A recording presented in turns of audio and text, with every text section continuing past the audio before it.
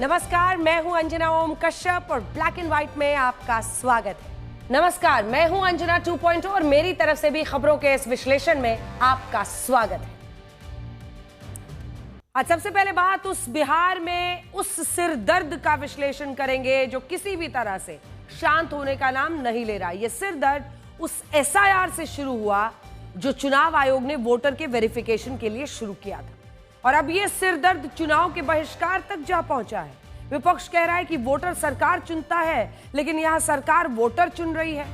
इसीलिए अब विपक्ष चुनाव के बहिष्कार तक की चेतावनी दे रहा है। सवाल यह है कि आखिर विपक्ष चुनाव का बहिष्कार करेगा तो चुनाव जीतेगा कैसे? आज हम इस बात का भी विश्लेषण करेंगे, विपक्ष बार बार बहिष्कार पर क्यों पहुंच जाता है। कभी राष्ट्रपति के अभिभाषण का बहिष्कार, कभी नए संसद भवन के उद्घाटन का बहिष्कार, कभी राम मंदिर के उद्घाटन का बहिष्कार। और इसके बाद आपको लंदन लेकर चलेंगे, जहां प्रधानमंत्री मोदी ने ब्रिटेन के प्रधानमंत्री कीर स्टारमर से मुलाकात की है। इस मुलाकात से ब्रिटेन की अर्थव्यवस्था को एक बड़ा सहारा मिला है, क्योंकि अब भारत और ब्रिटेन के बीच फ्री ट्रेड की डील हो चुकी है। इस डील के बाद दोनों देशों के बीच अधिकतर सामान पर टैरिफ खत्म हो जाएगा। इस डील से भारत में ब्रिटेन के कई प्रोडक्ट्स सस्ते हो जाएंगे। हम आपको बताएंगे क्या क्या सस्ता होगा ब्रिटेन से आने वाला सामान, जिससे ब्रिटेन की अर्थव्यवस्था को सीधा लाभ होगा। और मेरी एआई वर्जन, आज आपके पास कौन सी खबर है? आज मैं बताऊंगी कि साल 2025 क्यों युद्ध का साल बनता जा रहा है। भारत, पाकिस्तान, इजराइल, ईरान के बाद अब थाईलैंड और कंबोडिया की सेनाएं भी आमने सामने हैं। इन दोनों देशों का विवाद एक मंदिर को लेकर है, जिसके लिए कंबोडिया ने थाईलैंड के सीमावर्ती इलाकों में रॉकेट अटैक किए, और इसके जवाब में थाईलैंड की वायुसेना ने कंबोडिया के सैन्य ठिकानों पर हवाई हमले किए। आज हम इस पूरे विवाद और इस नए युद्ध का भी विश्लेषण करेंगे। आज ब्लैक एंड व्हाइट की शुरुआत हम उस तस्वीर से करना चाहते हैं जिसमें विपक्ष की पूरी राजनीति छिपी हुई है। यह तस्वीर 6 साल पुरानी है। उस वक्त जून 2019 में संसद भवन के बाहर विपक्षी दलों ने विरोध प्रदर्शन किया था, और आपको पता है इस विरोध प्रदर्शन का मुद्दा क्या था? मुद्दा था इलेक्ट्रॉनिक वोटिंग मशीन, जिसे आप ईवीएम भी कहते हैं। सारे विपक्षी दल एक ही स्वर में ये कह रहे थे कि ईवीएम में गड़बड़ी है, बटन कोई भी दबाओ, वोट बीजेपी को ही जाता है। देश में इस मुद्दे पर खूब विवाद हुआ। नौबत यहां तक आ गई कि बहुत सारे आम लोग भी ईवीएम को शक की नजरों से देखने लगे। सुप्रीम कोर्ट, हाई कोर्ट में ईवीएम के खिलाफ 10 से ज्यादा बार सुनवाई हुई। लेकिन क्या आपको पता है इस पूरे विवाद का नतीजा क्या निकला? नतीजा यह हुआ कि जब कांग्रेस ने हिमाचल प्रदेश, कर्नाटक, तेलंगाना का चुनाव जीता, ममता बनर्जी की टीएमसी ने पश्चिम बंगाल का चुनाव जीता। ममता बनर्जी ने पश्चिम बंगाल जीता। ये देखिए, हेमंत सोरेन की पार्टी ने झारखंड का चुनाव जीता, उमर अब्दुल्ला की पार्टी ने जम्मू कश्मीर का चुनाव जीता, और खुद कांग्रेस पार्टी ने लोकसभा चुनाव में 99 सीटें जीतकर पहली बार राहुल गांधी को लोकसभा में लीडर ऑफ ऑपोजिशन बनाया। तो लोगों को ईवीएम में गड़बड़ी के दावों पर शक होने लगा। लोग ये समझने लगे कि कहीं ईवीएम के नाम पर हमारी आंखों में धूल तो नहीं झोंक रहे थे, क्योंकि अगर सारे वोट बीजेपी को जाते हैं तो जीतिए कैसे रहे। लोगों ने यह पूछना शुरू किया कि जब ईवीएम बीजेपी की है तो विपक्षी दल भी चुनाव में कैसे जीत रहे हैं। यह कैसा टर्निंग पॉइंट था जिसने ईवीएम के खिलाफ विपक्ष की राजनीति को कमजोर किया? और शायद यही वजह थी कि इसके बाद विपक्ष की राजनीति और उसका मुद्दा पूरी तरह से अब बदल गया है। आज ईवीएम का मुद्दा बुरी तरह से पिटने के बाद विपक्ष एक नया मुद्दा लेकर आया है, और वो मुद्दा है भारत में चुनावों की चोरी हो रही है। और आज संसद में इस पर खूब हंगामा हुआ है। आज भी विपक्षी नेताओं ने संसद की कार्यवाही से पहले विरोध प्रदर्शन किया। बिहार में वोटर लिस्ट के रिवीजन पर कई गंभीर सवाल खड़े किए। इस रिवीजन का नाम है एसआईआर, जिसे स्पेशल इंटेंसिव रिवीजन भी कहते हैं। सरल भाषा में कहें तो ये चुनावों से पहले की वो प्रक्रिया है जिसमें वोटर लिस्ट को सुधारा जाता है। जो फर्जी वोटर है या डुप्लीकेट वोटर है या जो घुसपैठिए और बिहार में आकर वहां के वोटर बन गए हैं, ऐसे वोटर्स की इस रिवीजन से पहचान होती है, और पूरी प्रक्रिया के बाद उनके नाम को मतदाता सूची से हटा दिया जाता है। लेकिन अभी विपक्षी नेता इसे चुनाव की चोरी बता रहे हैं, और इस पर काफी विवाद हो रहा है। मैं आपसे एक सवाल पूछती हूँ। मान लीजिए कि आपके घर में कोई व्यक्ति जबरदस्ती घुसा है, इसके बाद वो आपके घर में रखी चीजों का इस्तेमाल करना शुरू कर दे, और एक दिन वो ये कहने लगे कि आपके घर में जो कुछ होगा उस फैसले में उसकी राय भी जरूरी है। क्या करेंगे आप? क्या आप किसी बाहरी व्यक्ति को अपने घर के फैसले लेने देंगे?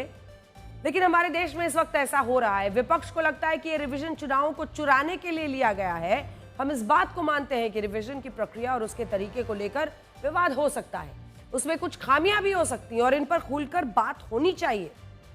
लेकिन सीधे सीधे ये कह देना कि चुनाव को चुराया जा रहा है, वोटर लिस्ट में रिवीजन नहीं होना चाहिए, ये कैसे सही हो सकता है? Constituency after constituency, this is the drama that is taking place. Okay, thousands and thousands of new voters. How old are they? 50, 45, 60, 65 new voters. Thousands and thousands and thousands, one constituency. Yes, and this is one thing, right? Voter deletion, voter addition, new voters who are 18, who are way above 18. So we have caught them. Okay, and I want to send a message to Election Commission. Yes, sir. If you think you're going to get away with this, if your officers think you're going to get away with this, you're mistaken. You're not going to get away with it. Because we are going to come for you. क्या चुनाव का बहिष्कार? You got it? Thank you. सब कुछ तय हो ही गया है कि भाई बेईमानी करना ही है, खुलेआम बेईमानी करना है, वोटर लिस्ट से लाखों का नाम काट देना है। और यही लाखों वोटर जो थे मोदी जी को वोट दिया, कई सरकारें चुनी, तब ठीक था। अब ये अचानक से गड़बड़ कहां से हो गया? यही तो सवाल पूछा जा रहा है। यानी सरकार के लोग आज खुद ही कह रहे थे कि भाई हम फर्जी चुन करके आए हैं और फिर से फर्जी चुन करके आएंगे।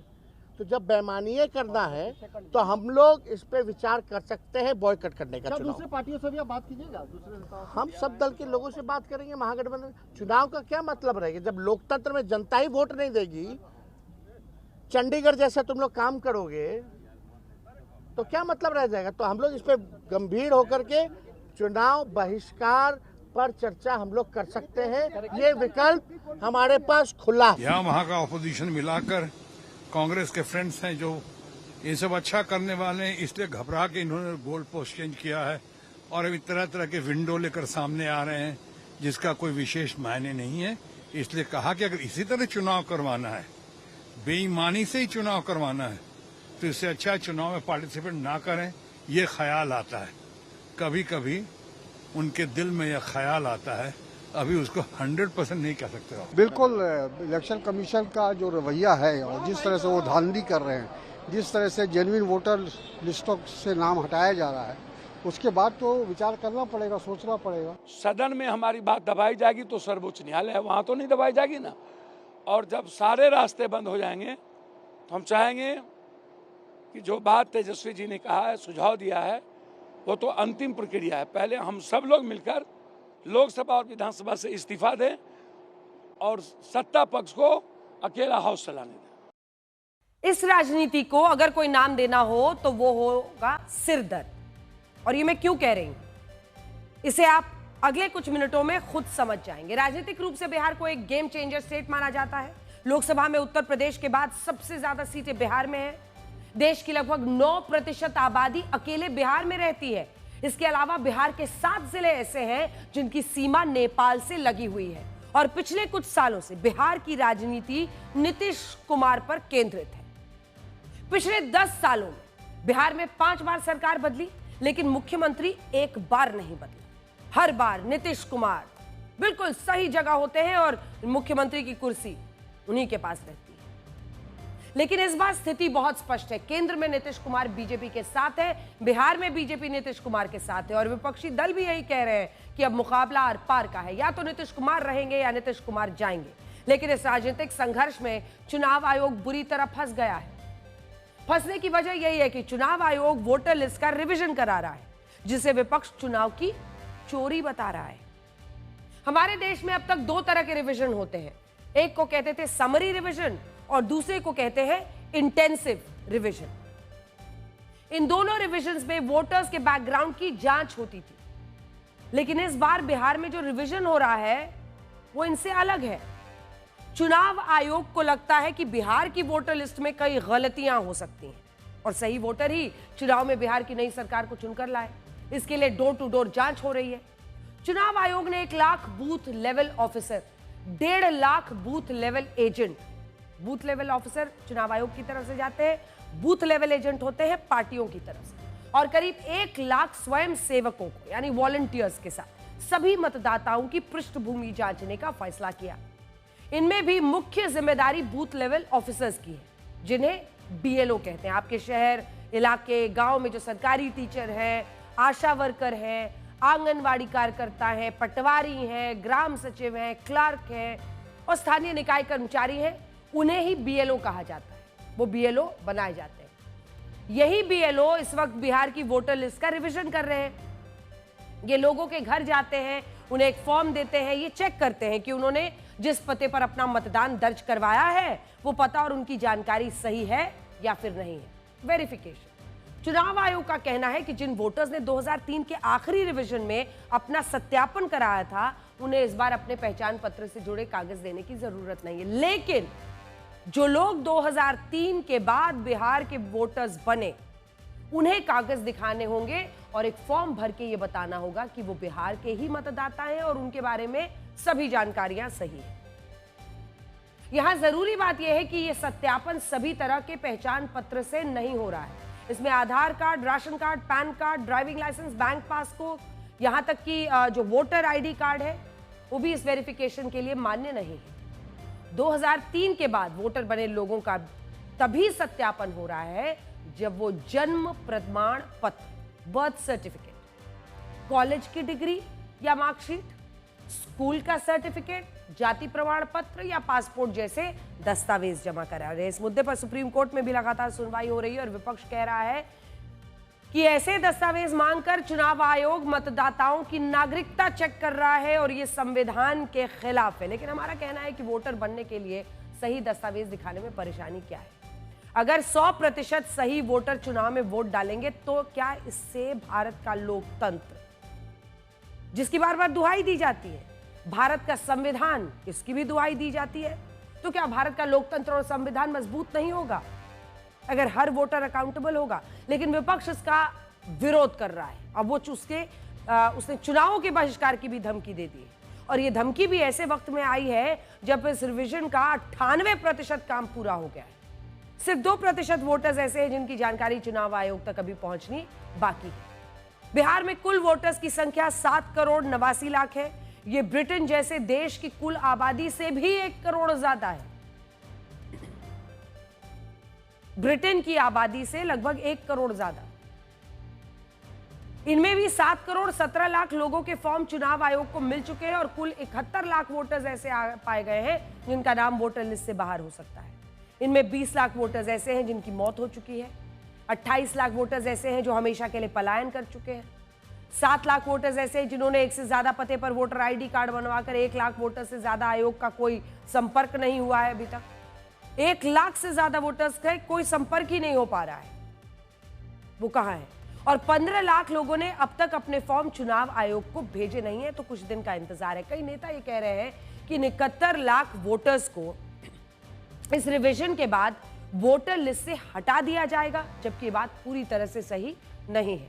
जो 71 लाख वोटर्स रिवीजन की प्रक्रिया में बाहर होंगे, उनके पास ये पूरा मौका होगा, वो चुनाव आयोग में अपना आपत्ति दर्ज करा सकते हैं। 1 अगस्त से 1 सितंबर, अभी तो 1 अगस्त तक पूरा टाइम है, सबको जो फॉर्म बचे हुए हैं सब आने हैं, लेकिन 1 अगस्त से 1 सितंबर पूरे 30 दिन के बीच इन वोटर्स के पास आपत्ति जताने, कोई भी कंप्लेंट है, आपत्ति जताने का अधिकार होगा। और इस दौरान राजनीतिक पार्टियां भी नई वोटर्स लिस्ट में खामियां होने पर ऐतराज जता पाएंगी। 1 महीना टाइम तमाम बीएलएस जो पॉलिटिकल पार्टी, राजनीतिक पार्टियों की है, उनके पास भी वक्त हो। और सोचिए इससे अच्छी बात क्या हो सकती है? सबको मौका भी मिल रहा है और सबकी बात सुनी भी जाएगी 1 महीने के लिए।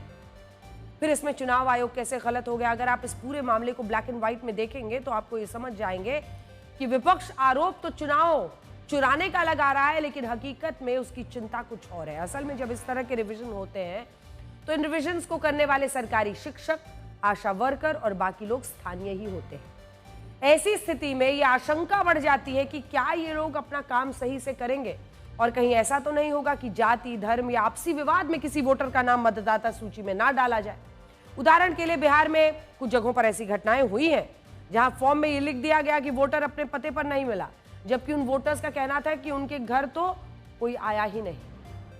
दूसरी समस्या, भारत में आज भी ग्रामीण इलाकों में बहुत सारे लोग सरकारी योजनाओं के लाभ के लिए राशन कार्ड और आधार कार्ड को बनवा लेते हैं, लेकिन वो जन्म प्रमाण पत्र और दूसरे दस्तावेज जो कि बहुत जरूरी है कभी संभाल कर नहीं रखते। संयुक्त राष्ट्र की एक संस्था के मुताबिक 20 साल पहले 60% बच्चों का जन्म प्रमाण पत्र ही नहीं बनवाया जाता और बाद में इसके लिए इतने धक्के खाने होते थे कि लोग उम्मीद ही छोड़ देते थे और सोचते कि कौन एक सर्टिफिकेट के लिए अपनी चप्पल घिसवाए, छोड़िए। लेकिन क्या आपको पता है, भारत में बांग्लादेश, म्यांमार से जो घुसपैठिए आए उन्होंने इसी बात का फायदा उठाया और अब ये भारत के लिए असली नागरिकों और वोटर्स के बीच घुल मिल गए हैं, जिनकी पहचान करो तो हंगामा होता है और ना करो तो ये देश में अपनी जड़ें जमाने लग जाते हैं। अगर ये रिवीजन किसी और देश में होता तो शायद वहां इस रिवीजन को कराने के लिए चुनाव आयोग की तारीफ की जाती।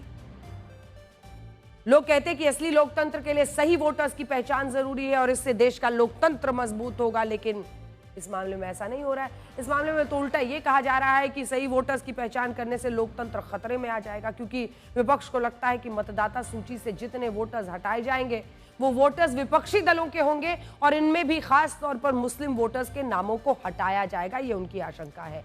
और इसीलिए आज बड़ा सवाल ये कि विपक्ष को लोकतंत्र की चिंता है या अपने वोट बैंक की। यहां आपको इस बात का भी ध्यान रखना होगा कि विपक्षी पार्टियों को शायद वोटर्स से ज्यादा वोट्स की चिंता हो रही है। क्यों कह रहे हैं इस गणित को जरा आप समझिए। अब तक के रिवीजन में 71 लाख मतदाताओं के नाम वोटर लिस्ट से हटाए गए हैं। अगर हम हर सीट के हिसाब से देखें तो बिहार में 243 विधानसभा सीटें हैं और इस तरह हर सीट से औसतन कितना 29,000 वोट हटाए गए हैं। बिहार में पिछले चुनाव में 243 विधानसभा सीटों में से 203 सीटें ऐसी थी जिन पर जीत का अंतर 29,000 वोटों से कम था, जबकि इस रिवीजन में औसतन 29,000 वोट हर सीट से हटते हुए दिख रहे हैं और यही बात शायद विपक्ष को परेशान कर रही है। पिछली बार बीजेपी और आरजेडी को छोड़कर एक भी पार्टी ऐसी नहीं थी जिसे 71 लाख से ज्यादा वोट मिले हो। जेडीयू को 64,85,000, कांग्रेस को 39,95,000, एलजेपी को 23 लाख, असदुद्दीन ओवैसी को सिर्फ 5 लाख वोट मिले थे, जबकि इस बार के रिवीजन में तो 71 लाख वोट ही हटते हुए दिख रहे हैं। भारत दुनिया का सबसे बड़ा लोकतांत्रिक देश है, लेकिन अजीब बात यह है कि हमारे देश में वोटर्स के सही रजिस्ट्रेशन को लेकर इतना विवाद होता है। अमेरिका, ब्रिटेन, फ्रांस, यहां तक कि जापान और ऑस्ट्रेलिया जैसे देशों में भी अगर कोई वोटर गलत रजिस्ट्रेशन कराता है, झूठे दस्तावेज देता है या फर्जी तरीके से खुद को इन देशों का मतदाता घोषित करता है, तो इन देशों में ऐसे अपराध के लिए जेल की सजा तक हो सकती है।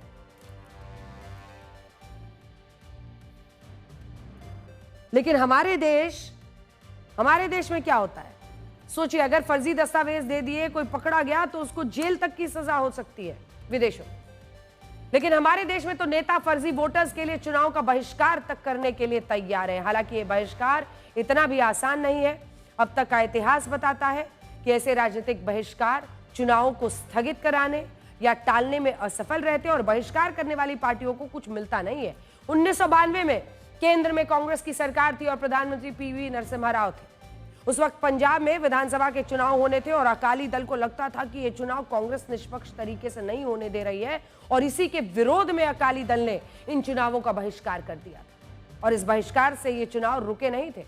चुनाव तब भी हुए थे और कांग्रेस ने पंजाब में पूर्ण बहुमत से अपनी सरकार बनाई थी और अब बिहार में भी विपक्ष इतनी बड़ी गलती दोहराने की बात कह रहा है। आज देश को यह भी देखना होगा कि भारत के विपक्षी नेताओं को बहिष्कार से इतना प्यार क्यों है। विपक्षी नेताओं ने नए संसद भवन के उद्घाटन समारोह का बहिष्कार किया, कुछ विपक्षी नेताओं ने राम मंदिर के प्राण प्रतिष्ठा समारोह का बहिष्कार किया, संविधान दिवस का बहिष्कार किया, राष्ट्रपति के अभिभाषण का बहिष्कार किया और अब बिहार चुनावों के बहिष्कार का ऐलान किया जा रहा है।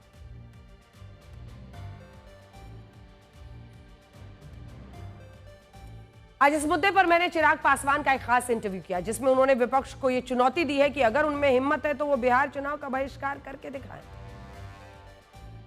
तेजस्वी यादव का बयान, राहुल गांधी का बयान कि अगर ये चलता रहा इस तरीके से तो हम चुनाव का बहिष्कार कर सकते हैं। करके दिखाएं।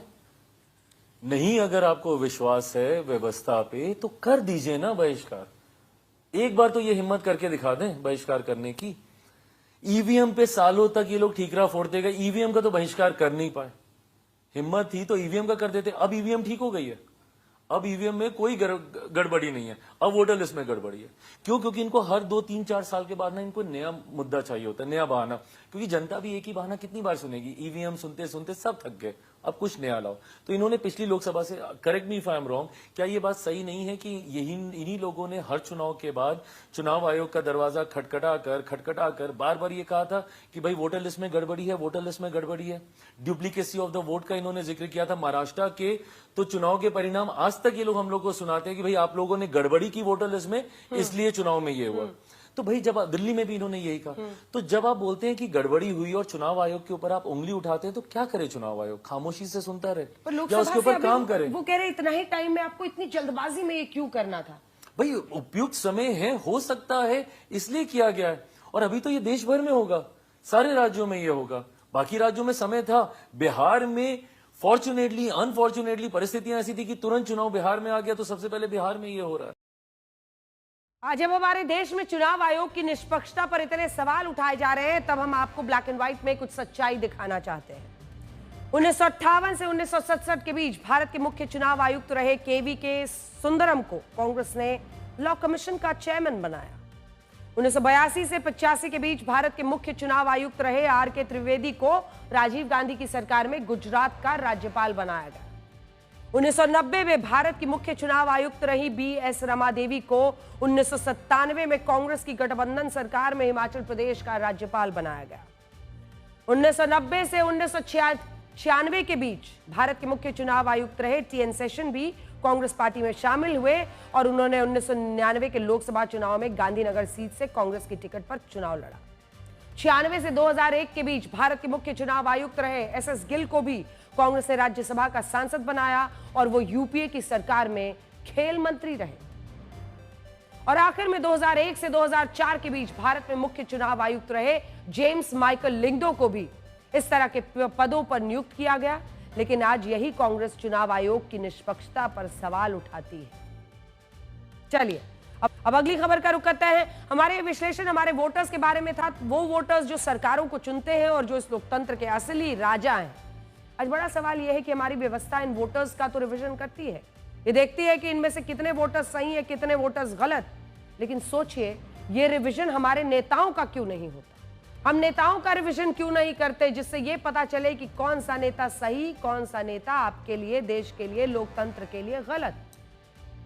नेताओं का ये रिवीजन क्यों जरूरी है, इसे आप हमारी अगली खबर से समझ पाएंगे। दिल्ली के एक 5 स्टार होटल में एक डिनर का आयोजन हुआ जिसमें कई नेता शामिल हुए। यह डिनर किसी पार्टी ने नहीं बल्कि एक इस्लामिक संस्था ने दिया जिनका नाम है जमीयते उलेमाए हिंद। इस संस्था के बारे में हम आपको विस्तार से बताएंगे, लेकिन आप पहले यह देखिए कि इस डिनर में कौन कौन शामिल हुआ। इसमें समाजवादी पार्टी की सांसद इकरा हसन, हरेंद्र मलिक, SP सिंह पटेल, मुहिबुल्ला नदवी, जियाउर रहमान बर्क, कांग्रेस सांसद इमरान मसूद, इमरान प्रतापगढ़ी, जावेद खान, नेशनल कॉन्फ्रेंस के सांसद आगा रुहल्ला मेहंदी, मियां अल्ताफ और लोकसभा सांसद चंद्रशेखर आजाद। और आपको पता है कि 5 स्टार होटल में डिनर करते हुए इन लोगों ने क्या बातें की? ये वहां भारत के मुसलमानों के खतरे में होने की बातें कर रहे थे। असम में मुसलमानों के ऊपर बुलडोजर कार्रवाई पर चिंता जता रहे थे। गाजा में फिलिस्तीन के मुसलमानों पर भी वहां चर्चा हुई। हमें इस डिनर से कोई आपत्ति नहीं। इस देश के हर नागरिक के ये अधिकार है कि वो कहीं भी जाकर अपने मुद्दों पर चर्चा करे। लेकिन हम अपने देश के मुसलमानों से पूछते हैं कि क्या उन्हें ये बात अजीब नहीं लगती कि एक शानदार 5 स्टार होटल में डिनर करते हुए कुछ नेता, सांसद, धर्मगुरु उनके लिए चिंता जता रहे थे और ये कह रहे थे कि देश में मुसलमानों की स्थिति अच्छी नहीं है। और क्या ये वैसा नहीं है कि एक बंगले में बैठा धन्ना सेठ ये कह रहा है कि वो देश में गरीबों के लिए बहुत चिंतित है। जमीयत उलेमाए हिंद वही संस्था है जिसने आतंकवादी संगठन सिमी का बचाव किया था और ये कहा था कि इस आतंकवादी संगठन में शामिल होने से कोई आतंकी नहीं बन जाता है। इसी संगठन ने उन मदरसों का समर्थन किया था जो भारत विरोधी गतिविधियों के लिए बंद किए गए थे। इसी ने वक्फ बोर्ड में सुधारों को मुस्लिम विरोधी बताया। इसी ने नागरिकता संशोधन कानून पर यह कहा था कि इससे मुसलमानों की नागरिकता छिन जाएगी। और अयोध्या में राम मंदिर का भी इसी ने विरोध किया था। और इन सब के बाद भी यह संस्था आज एक 5 स्टार होटल में विपक्षी सांसदों को डिनर पर बुलाकर यह बता रही है कि भारत के मुसलमान खतरे में हैं। सबसे बड़ी बात यह है कि बहुत सारे विपक्षी सांसद इस डिनर में शामिल हुए और वो भी यही कह रहे थे कि इस देश का मुसलमान सुरक्षित नहीं है।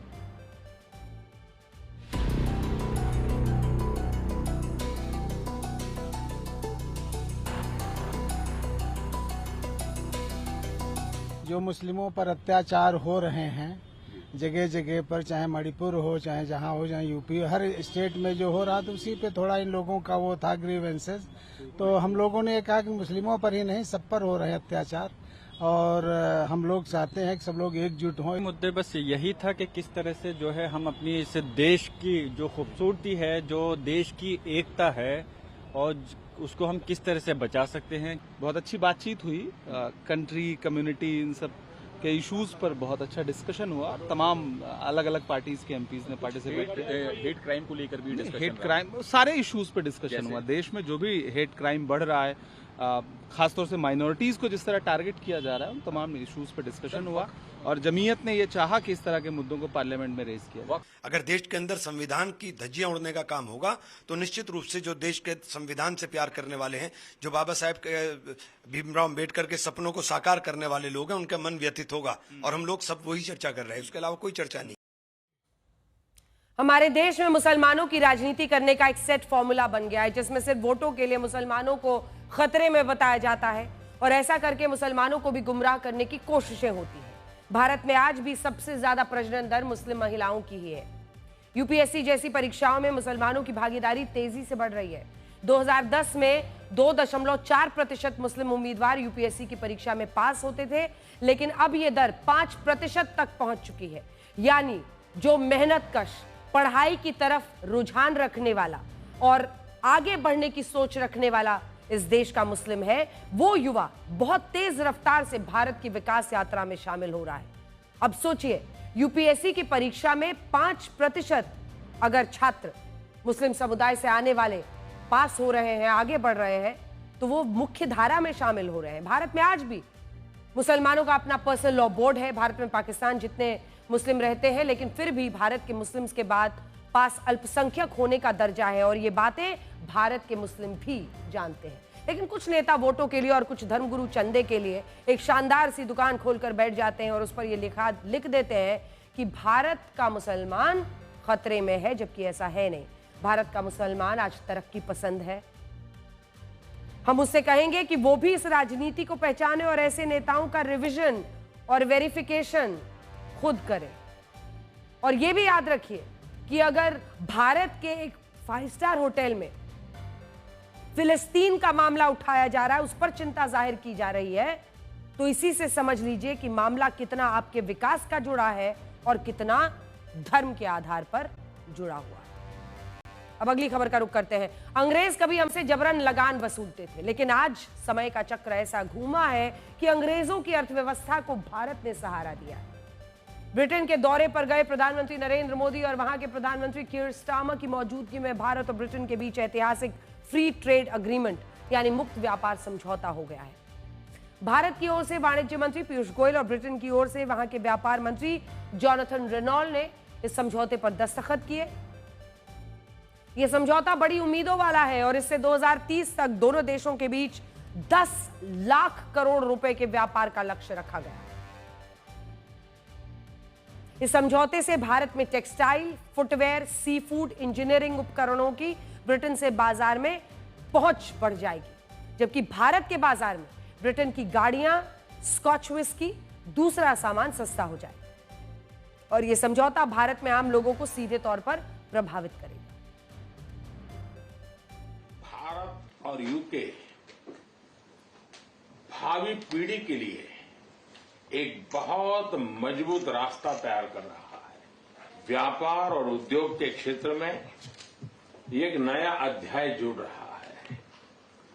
हमारे किसान, हमारे एमएसएमईज, हमारे युवा मैं समझता हूं उनके लिए अनेक नए अवसर पैदा होंगे। इससे रोजगार बढ़ेगा, एक प्रकार से स्किल मोबिलिटी को बल मिलेगा, और मैं समझता हूं कि विजन 2035 उसको हमारी जो कॉम्प्रिहेंसिव स्ट्रेटेजिक पार्टनरशिप है उसको नई गति मिलेगी, नई ऊर्जा मिलेगी।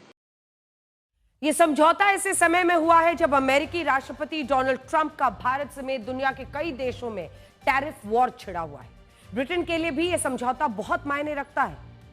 इसकी सांकेतिक अहमियत देखिए कि एफटीए पर जब दस्तखत ब्रिटेन के चेकर्स में हुआ है। चेकर्स ब्रिटिश प्रधानमंत्री का आधिकारिक कंट्री रेसिडेंस है। मोटे तौर पर कह सकते हैं कि ब्रिटिश प्रधानमंत्री का यह आधिकारिक गांव वाला घर है। चेकर्स लंदन के उत्तर पश्चिम में, वहां से लगभग 50 किलोमीटर दूर है। भारत के साथ एफटीए को खुद ब्रिटेन ने ब्रेक्सिट यानी यूरोपियन यूनियन से अलग होने के बाद हुआ सबसे अहम समझौता कहा है। इस समझौते से ब्रिटेन में नई नौकरियां पैदा होंगी। इंजीनियर्स, टेक्नीशियंस, एरोस्पेस और एडवांस मैन्युफैक्चरिंग जैसे क्षेत्रों के कर्मियों के लिए यह वरदान साबित होगा। खुद ब्रिटेन मान रहा है कि भारत के साथ एफटीए होने से ब्रिटिश युवाओं के हाथ में पैसा आएगा। इसीलिए हम कह रहे हैं कि एफटीए से भारत ब्रिटेन की लड़खड़ा रही अर्थव्यवस्था को सहारा दे रहा है। प्रधानमंत्री जब इस समझौते के बारे में पत्रकारों को संबोधित कर रहे थे तब उन्होंने क्रिकेट का खास जिक्र किस तरह से किया, जरा वो भी सुनिए। जब भारत और यूके मिले और वह भी टेस्ट सीरीज के दौरान, तो क्रिकेट का उल्लेख तो करना ही पड़ता है। For both of us, cricket is not just a game but a passion and also a great metaphor for our partnership. There may be a swing and a miss at times, but we always play with a straight bat. We are committed to building high-scoring, solid partnership. आज संपन्न हुए समझौते और vision 2035 इसी spirit को आगे बढ़ाने वाले माइलस्टोन है। तो चलिए, ट्रेड का मैदान सज चुका है। क्रिकेट के लफ्जों में प्रधानमंत्री 2 दिनों के लिए ब्रिटेन के आधिकारिक दौरे पर पहुंचे और वो वहां से जाएंगे मालदीव्स। बीते दिन अगर आपको याद हो, मालदीव्स पर हमने पूरा आपको बताया था कि किस तरह से परिस्थितियां वहां बदली हैं। लेकिन मालदीव्स निकलने से पहले प्रधानमंत्री मोदी यूके के साथ न सिर्फ व्यापार संबंधों को रीसेट कर रहे हैं बल्कि दोनों देशों के बीच नए दौर के संबंध स्थापित कर रहे हैं। प्रधानमंत्री मोदी ने अपने बयान में साफ कहा कि यह समझौता मात्र आर्थिक साझेदारी नहीं बल्कि साझा समृद्धि की योजना है। बीते 1 साल में मोदी और स्टार्मर के बीच ये तीसरी मुलाकात है, जबकि प्रधानमंत्री मोदी बीते 11 वर्षों में ब्रिटेन की चौथी आधिकारिक यात्रा पर पहुंचे हैं। अपनी इस यात्रा के दौरान बकिंघमशायर, जिसे गली क्रिकेट का हब कहा जाता है, वहां प्राइम मिनिस्टर स्टार्मर के साथ प्रधानमंत्री मोदी ने यंग क्रिकेटर्स के साथ कुछ वक्त बिताया। यानी प्रधानमंत्री मोदी की नजर सिर्फ व्यापार तक सीमित नहीं थी। तस्वीरें सब कुछ बता रही हैं। इस दौरे के दौरान प्रधानमंत्री नरेंद्र मोदी की वहां पर रह रहे भारतीय समुदाय के साथ भी मुलाकात हुई। तस्वीरें आपके सामने हैं, उनके साथ फोटो खिंचवाते हुए, हाथ मिलाते हुए। अब आप ये समझिए कि इस फ्री ट्रेड अग्रीमेंट से क्या बदलेगा। इस समझौते को कॉम्प्रिहेंसिव इकोनॉमिक ट्रेड अग्रीमेंट भी कहते हैं। ये एक ऐसा समझौता है जिसमें 2 या उससे ज्यादा देश ये तय करते हैं कि वो एक दूसरे के साथ जो व्यापार करेंगे उस पर कम से कम या ना के बराबर टैक्स और टैरिफ लगाया जाएगा। और इस समझौते में भी यही तय हुआ है, इसीलिए नाम फ्री ट्रेड अग्रीमेंट। इसके तहत भारत ने निर्यात होने वाले 99% सामान और सेवाओं पर 0 टैक्स लगेगा, जिसे ड्यूटी फ्री ट्रेड कहेंगे। इसी तरह ब्रिटेन की कंपनियां भी भारत में जो विस्की, कार्स जो ब्रिटेन की हैं, वो अब आपको यहां पर सस्ते में मिलेंगी। कार्स हो, दूसरे प्रोडक्ट्स हो, वो निर्यात करेंगी, उन पर भी कम से कम टैक्स लगेगा।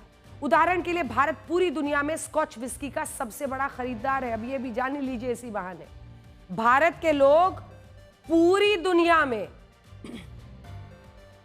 सबसे ज्यादा स्कॉच विस्की पीते हैं, जिसमें स्कॉच का मतलब स्कॉटलैंड होता है। 2024 में भारत ने इसकी 19 करोड़ 20 लाख बोतल शराब खरीदी थी, लेकिन अब इस पर इंपोर्ट ड्यूटी कम होने से भारत में स्कॉच विस्की का आयात बढ़ सकता है और ये कम कीमत पर भारत में उपलब्ध हो सकती है। यह एग्रीमेंट भारत के अलग अलग सेक्टर्स को नई ताकत भी देगा। पहले टेक्सटाइल कपड़ा उद्योग पर ब्रिटेन 12% टैक्स लगाता था, लेकिन अब से भारत के कपड़ों पर ब्रिटेन में 1 रुपए का टैक्स नहीं लगेगा, टैक्स फ्री, जिससे भारत अब बांग्लादेश, वियतनाम जैसे देशों से प्रतियोगिता में आगे निकलेगा और भारत में कई लोगों को रोजगार मिलेगा। लेदर और जूते चप्पल के उद्योग पर पहले ब्रिटेन में 16% टैक्स लगता था, लेकिन अब कोई टैक्स नहीं। इससे उत्तर प्रदेश और तमिलनाडु के लेदर और जूते चप्पल उद्योग को बहुत बड़ा फायदा और जंप मिलेगा। इसी तरह भारत के गहने, फर्नीचर, खेल से जुड़े सामान, जिन पर पहले ब्रिटेन 4% टैक्स लगाता था, लेकिन अब यह टैक्स भी 0 हो गया है।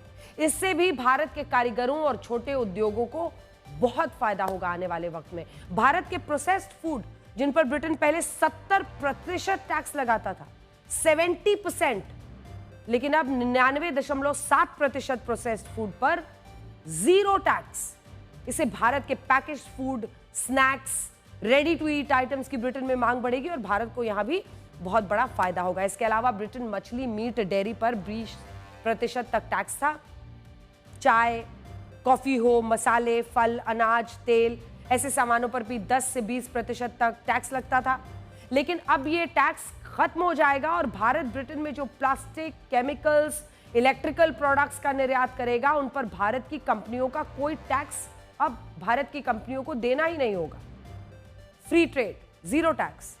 चीन का ब्रिटेन के साथ ऐसा कोई समझौता नहीं है, इसीलिए भारत के पास ये जबरदस्त मौका है कि वो चीन या दूसरे देशों के मुकाबले सस्ता सामान ब्रिटेन में जाकर बेच सकता है। इससे भारत के मेक इन इंडिया को बढ़ावा मिलेगा। भारत के जिस कपड़ा उद्योग में 4.5 करोड़ लोग काम करते हैं, उन्हें सीधा फायदा होगा। 23-24 में, साल 2023-24 में भारत और ब्रिटेन के बीच 4,74,000 करोड़ रुपए का व्यापार हुआ था, जो इस समझौते के बाद 2030 तक 10,33,000 करोड़ रुपए हो सकता है। इसके अलावा ब्रिटेन के सामान और सेवाओं पर भारत का औसत टैरिफ 15% से 3% पर आ सकता है और भारत में ब्रिटेन की गाड़ियां और दूसरा सामान सस्ती हो सकती हैं। जैसे हमने आपको बताया कि स्कॉच विस्की पर कितना टैक्स लगता था, आप जानते हैं, 150% से 75% हो सकता है। गाड़ियों पर भी 100% की इंपोर्ट ड्यूटी भी कोटा सिस्टम के तहत 10% हो सकती है। इसे ऐसे समझिए कि भारत एक कोटा तय करेगा और ब्रिटेन को यह बताएगा कि वहां से निर्यात होने वाली कितनी गाड़ियों पर 10% टैक्स लगेगा, कितनी गाड़ियों पर पुराना वाला टैक्स लगेगा। ये कोटा भी इसलिए लगाया गया है ताकि भारत में गाड़ियां बनाने वाली कंपनियों पर ज्यादा असर ना हो, उनके लिए बड़ा सेटबैक ना हो। अब ये कौन सी गाड़ियां हैं जो सस्ती हो सकती हैं, तो अपनी लिस्ट बना लीजिए अगर आप गाड़ी खरीदने की प्लानिंग कर रहे हैं। जो टॉप एंड कार्स कही जाती हैं, range rover, mini Cooper, Bentley, ऐसी गाड़ियां।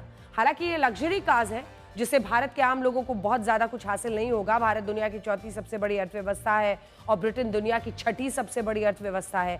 आप खुद सोचिए कि अगर दुनिया की 2 इतनी बड़ी अर्थव्यवस्थाएं हाथ मिला ले तो ये कितनी बड़ी ताकत बन सकते हैं। इसे समय का चक्र ही कहेंगे कि जिस ब्रिटेन ने भारत को लगभग 200 साल तक अपना गुलाम बनाकर रखा, वही ब्रिटेन आज भारत के साथ व्यापार बढ़ाना चाहता है। जब अंग्रेज भारत आए तब हमारा देश एक बड़ी आर्थिक शक्ति था, लेकिन अंग्रेजों ने भारत का जो शोषण किया, अपने देश में बड़ी बड़ी फैक्ट्रियां लगाई, भारत को तब तक लूटा, बार बार लूटा, जब तक कि भारत का खजाना पूरी तरह खाली नहीं हो गया। आज अमेरिका दुनिया की सबसे बड़ी अर्थव्यवस्था है, उसकी कुल जीडीपी $30 ट्रिलियन की है। लेकिन क्या आपको पता है कि अंग्रेजों ने भारत को 200 वर्षों तक कितना लूटा था? लगभग, डॉलर में ही बता देते हैं, $45 ट्रिलियन। जी हाँ, आपने सही सुना है, $20 ट्रिलियन की इकोनॉमी है अमेरिका की और अंग्रेजों ने $45 ट्रिलियन लूटा था। अमेरिका जैसे 1.5 देश की अर्थव्यवस्था के बराबर भारत को 200 साल तक लूटा गया और भारत में अकाल के दौरान लोग मरते थे। आज वही समय का चक्र है जिसमें ब्रिटेन भारत के साथ फ्री ट्रेड एग्रीमेंट कर रहा है। अगली खबर का आप रुख करते हैं। यह खबर बहुत दिलचस्प है। व्यापार के बाद अब युद्ध की बात, क्योंकि ऐसा लग रहा है कि जैसे साल 2025 युद्ध का साल है। केवल 7 महीनों के अंदर दुनिया ने 3 युद्ध देख लिए। पहले भारत पाकिस्तान के बीच युद्ध हुआ, इजराइल ईरान आप देख ही रहे चल रहा है। वैसे ही देखिए उधर यूक्रेन रूस का जंग चल रहा है। अब थाईलैंड और कंबोडिया के बीच लड़ाई शुरू हो गई है। आज सुबह से ही थाईलैंड और कंबोडिया की सेनाएं एक दूसरे पर बड़े हमले कर रही हैं। कंबोडिया ने थाईलैंड के सीमावर्ती इलाकों में रॉकेट से हमले किए। इसके जवाब में थाईलैंड की वायुसेना ने कंबोडिया के सैन्य ठिकानों पर हवाई हमले किए। थाईलैंड और कंबोडिया के जिस इलाके में यह लड़ाई चल रही है उसे आप इस मैप के जरिए समझ सकते हैं। यह लड़ाई उत्तरी कंबोडिया देखिए और थाईलैंड की सीमा पर हो रही है। थाईलैंड के सुरीन और सीसाकोट राज्य इस युद्ध में प्रभावित हुए हैं। आप इस क्षेत्र को याद रखिएगा क्योंकि कंबोडिया और थाईलैंड के बीच जंग की असली वजह इसी क्षेत्र से जुड़े एक ऐसे विवाद से है जो हिंदू धर्म से जुड़ा हुआ है। इसीलिए मैंने कहा था बहुत दिलचस्प खबर है कि थाईलैंड और कंबोडिया हिंदू धर्म से जुड़े एक विवाद पर आपस में युद्ध कर रहे हैं। इसके बारे में आपको बताएंगे, लेकिन उससे पहले आपको यह बताना जरूरी है कि दोनों देशों के बीच आज अचानक युद्ध में क्या हुआ और यह युद्ध क्यों शुरू हुआ। आज सुबह थाईलैंड की सीमा में कंबोडिया के एक ड्रोन की मौजूदगी ने युद्ध की चिंगारी का काम किया। सुबह 7:30 बजे करीब थाईलैंड के सैनिकों को सुरीन के एक मंदिर ता म्युन थॉम के ऊपर कंबोडिया सेना का एक ड्रोन दिखाई दिया। इसके बाद 6 कंबोडियाई सैनिकों को थाईलैंड के मिलिट्री बेस के पास देखा गया। ये कंबोडियाई सैनिक हथियारों से लैस थे और इनके पास ग्रेनेड चलाने वाले लॉन्चर्स थे। दोनों देशों के सैनिकों के बीच इस भड़काऊ कदम को लेकर बहस शुरू हो गई और इसके बाद करीब 8:30 बजे कंबोडियाई सैनिकों ने थाईलैंड के मिलिट्री ठिकाने पर फायरिंग शुरू कर दी। थाईलैंड का आरोप है कि करीब 9 बजे कंबोडियाई सेना ने उनके ता म्युन थॉम मंदिर पर हमला कर दिया, जिसके बाद हालात खराब हो गए। इस फायरिंग में थाईलैंड के कुछ सैनिक घायल हो गए, जिसके बाद थाईलैंड ने कंबोडिया पर बड़े हमले शुरू कर दिए। और देखिए वॉर का पूरा टाइमलाइन। कंबोडिया ने अपने रॉकेट हमलों से सुरीन के मंदिर को ही नहीं बल्कि सीसाकेट राज्य के डॉन ट्वान मंदिर को भी निशाना बनाया। थाईलैंड का दावा है कि कंबोडियाई सैनिक जानबूझकर मंदिरों और रिहायशी इलाकों को निशाना बना रहे हैं। हम आपको इस जंग की कुछ तस्वीरें पहले दिखाते हैं, इसके बाद हम आपको बताएंगे कि आखिर कंबोडिया के सैनिकों मंदिरों को निशाना क्यों बना रहे हैं। इसके अलावा इस युद्ध का हिंदू धर्म से क्या कनेक्शन है, लेकिन उससे पहले युद्ध वाली ये रिपोर्ट। कंबोडिया और थाईलैंड के बीच तनाव की 2 बड़ी वजह है। पहली है लैंडमाइंस और दूसरी है हिंदू धर्म से जुड़ा एक प्राचीन मंदिर। दोनों वजहों के बारे में आपको बताते हैं। देखिए दोनों ही एक दूसरे से जुड़े हुए हैं। कंबोडिया और थाईलैंड के सीमावर्ती इलाकों में आप देखिए लैंडमाइंस बिछी हुई हैं। करीब 30 साल पहले घुसपैठ को रोकने के लिए यानी सुरक्षा के मद्देनजर अवैध घुसपैठ को रोकने के लिए ये लैंडमाइंस बिछा दी गई थी।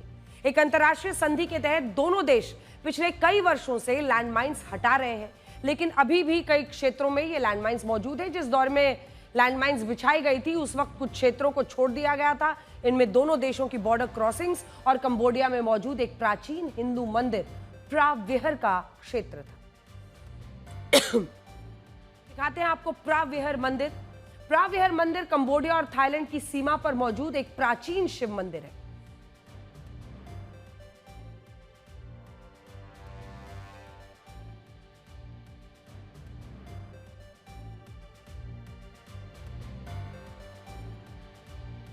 यही है वो मंदिर जिसकी तस्वीरें हैं, उसी मंदिर को आप इस वक्त देख रहे हैं। इसी वजह से दोनों देशों ने आपसी सहमति से 2 बातें तय की।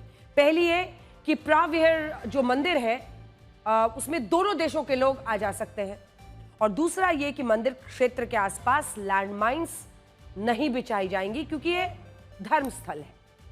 आज जो जंग शुरू हुई उसकी कहानी 16 जुलाई को लिखी गई थी। 16 जुलाई को प्राविहर मंदिर के पास एक लैंडमाइन विस्फोट हुआ जिसमें 23 थाई सैनिक घायल हो गए। अब ये वो इलाका था जहां पर लैंडमाइंस नहीं रहती हैं, तो सैनिक भी वहां आराम से घूमते थे, लेकिन वहीं पर यह विस्फोट किया गया और सैनिक मारे गए। थाईलैंड का आरोप है कि कंबोडिया ने जानबूझकर इस इलाके में नई लैंडमाइंस बिछाई थी ताकि थाईलैंड के लोग इस मंदिर में आ ना पाए। हालांकि कंबोडिया ने नई लैंडमाइंस बिछाने के आरोपों को पूरी तरह से खारिज कर दिया है और इसे थाईलैंड की साजिश बताया। कंबोडिया का कहना है कि थाईलैंड प्राविहर मंदिर क्षेत्र पर कब्जा करना चाहता है, इसलिए वो युद्ध भड़काने की कोशिश कर रहा है। जिस प्राविहर मंदिर को लेकर थाईलैंड और कंबोडिया में जंग छिड़ी है वो मंदिर सैकड़ों साल पुराना है और ये दोनों देशों की सांस्कृतिक और आध्यात्मिक पहचान से जुड़ा हुआ मंदिर है। प्राविहर मंदिर 1000 साल से ज्यादा पुराना है। सोचिए, शिव मंदिर है जो कंबोडिया के डांगरेक माउंटेन्स पर मौजूद है। इस शिव मंदिर को 9वीं से 15वीं शताब्दी के बीच खमेर साम्राज्य के राजा यशोवर्मन और राजा सूर्यवर्मन ने बनाया था। ये वही राजा हैं जिन्होंने कंबोडिया का प्रसिद्ध अंकोर वाट मंदिर भी बनवाया था, जो करीब 950 साल पुराना है। खमेर साम्राज्य कंबोडिया और थाईलैंड, लाओस और वियतनाम तक फैला हुआ था। इसीलिए प्राविहर मंदिर में से इन सभी देशों के लोगों की आस्थाएं जुड़ी हुई हैं और वो वहां पर पहुंचते हैं। हर कोई एक्सेस चाहता है। प्राविहर मंदिर को लेकर मौजूदा विवाद की शुरुआत 20वीं शताब्दी के आरंभ से हुई थी। साल 1904 से 1907 के बीच कंबोडिया में फ्रांस का शासन था। उस वक्त थाईलैंड को सियाम कहा जाता था। फ्रांस, कंबोडिया और सियाम के बीच एक संधि हुई, जिसके तहत फ्रांस ने कंबोडिया और थाईलैंड के बीच सीमा तय की। सीमा के बंटवारे के वक्त प्राविहर मंदिर को कंबोडिया का हिस्सा बता दिया। साल 1954 में थाईलैंड ने प्राविहर मंदिर और उसके आसपास के क्षेत्र पर कब्जा कर लिया, इसे अपना हिस्सा बताने लगा। फिर 1962 में कंबोडिया इसे मुद्दे को लेकर इंटरनेशनल कोर्ट में गया। कोर्ट ने इस केस में प्राविहर मंदिर पर कंबोडिया के पक्ष में फैसला दिया, क्योंकि फ्रांस के बनाए मैप में मंदिर को कंबोडिया का हिस्सा बताया गया था। तब से ही विवाद चल रहा है। थाईलैंड ने फैसला तो स्वीकार किया, लेकिन तब से ही दोनों देशों के बीच यह मंदिर तनाव का कारण बना रहा। इस मंदिर और उसके क्षेत्र पर कब्जे को लेकर 2008 और 2011 में भी सैन्य झड़पें हो चुकी हैं। आज भी जिस इलाके में झड़प हुई है वो थाईलैंड का सीमावर्ती राज्य सीसाकेट और कंबोडिया के प्राविहर मंदिर का क्षेत्र ही है। इसीलिए माना जा रहा है कि इस जंग की मुख्य वजह मंदिर विवाद है। साल 2008 में इस शिव मंदिर को यूनेस्को वर्ल्ड हेरिटेज साइट में शुमार किया गया और दुनिया भर के पर्यटक इसे देखने कंबोडिया आते हैं। हालांकि थाईलैंड आज भी प्राविहर मंदिर पर अपना दावा करता ही करता है। तो तस्वीरें हम आपको दिखा रहे हैं किस तरह की जंग वहां पर छिड़ी हुई है। आखिर कंबोडिया और थाईलैंड कैसे हिंदू धर्म से जुड़े एक प्राचीन शिव मंदिर को लेकर, वहां पर जाकर पूजा करने को लेकर आपस में भिड़े हुए हैं और नौबत युद्ध की आई हुई है। यह मंदिर देखिए, विश्व भर से लोग यहां पर पहुंचते हैं इस मंदिर को देखने के लिए। प्राविहर मंदिर जो कि प्राचीन शिव मंदिर है, 1000 साल से पुराना ये मंदिर आज भी लोगों की आस्था, भावनाएं, विश्वास से जुड़ा हुआ एक ऐसा मंदिर है कि दोनों ही देशों कंबोडिया और थाईलैंड को यह डर सताता रहता है कि दूसरा इस पर कब्जा कर लेगा, हमें वहां जाकर पूजा नहीं करने देगा। वैसे तो हम अपने देश में भी मंदिर को लेकर लड़ाइयां होते हुए देखते हैं, लेकिन दो देश एक हिंदू मंदिर पर इस तरह से भिड़े हुए हैं, यह अपने आप में एक बड़ी खबर है।